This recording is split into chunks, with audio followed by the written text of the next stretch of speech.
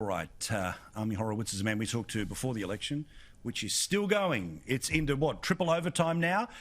Or is it double overtime? Depends on which and where the days are. Anyway, it's still way past Tuesday night.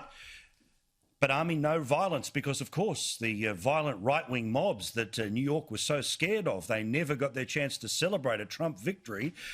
But as we speak, Biden starting to run down the lead in Georgia. It's down to 18,000. Trump's still in front in North Carolina, Pennsylvania, trailing but chasing in Arizona. And we'll see what happens in Nevada tomorrow. What are your thoughts as the sun comes up in New York?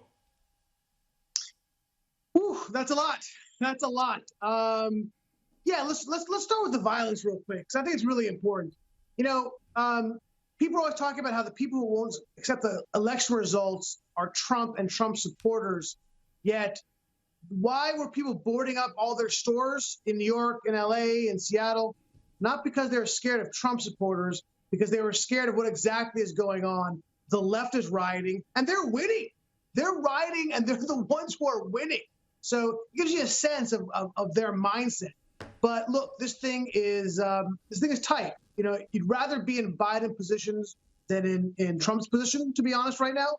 But if he can hold Georgia, and if he can take Pennsylvania, which I think is going to come down to the Supreme Court, frankly, when it comes to counting election ballots well after the election day, it'll come down at the end of the day, Arizona. And Arizona, it's getting very, very tight. It's moved up a few points overnight. There's about 250,000 ballots left, and he has been winning most of those. Just the math is tough. He's been winning about 58% of these ballots that they're counting after election night. And there's about 250,000 left. He's down by about 25,000. Do the math. He needs to increase that rate quite a bit, from about 58. I did my math right, to about 70%.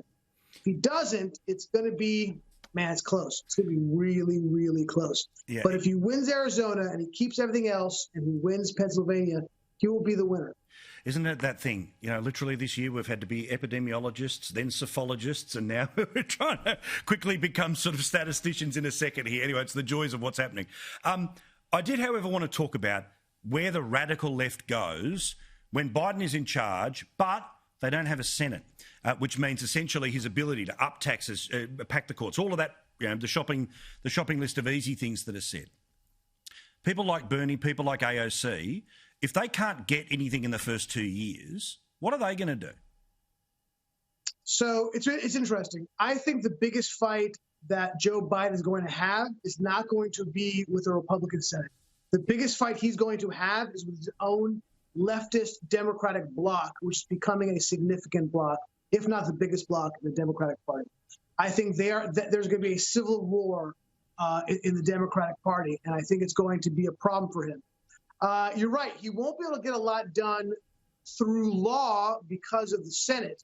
But because we've been pushing in the United States over the last 50 years a tremendous amount of power to the executive branch through executive order, he's going to be able to do a lot through executive order. It's not quite as powerful as a law because it can be changed by the next president as opposed to through Congress. But they will be agitating for him to push a tremendous amount through executive order. And if he doesn't, they're going to have a civil war like no party has seen in decades. That's where the real battle is going to be coming from, because they are going to agitate from day one, from inauguration day, until the day he no longer can stay as president, which who knows how long that will be. And it's going to be a battle of wills, no question about it. Yeah, and of course, Kamala Harris will spend the entire 4 years just, Joe, can I help you down these stairs? Joe, can I, we all know where that goes in the next little while. He needs a food taster. Yeah, 100%. If she comes in, do you want some soup, Mr. President? Thank you very much, Ami. Look, we're going to have way longer to talk when things are a bit clearer. We'll do so again next week. Thank you, mate. Pleasure. Ami Horowitz there, getting up for us early in New York.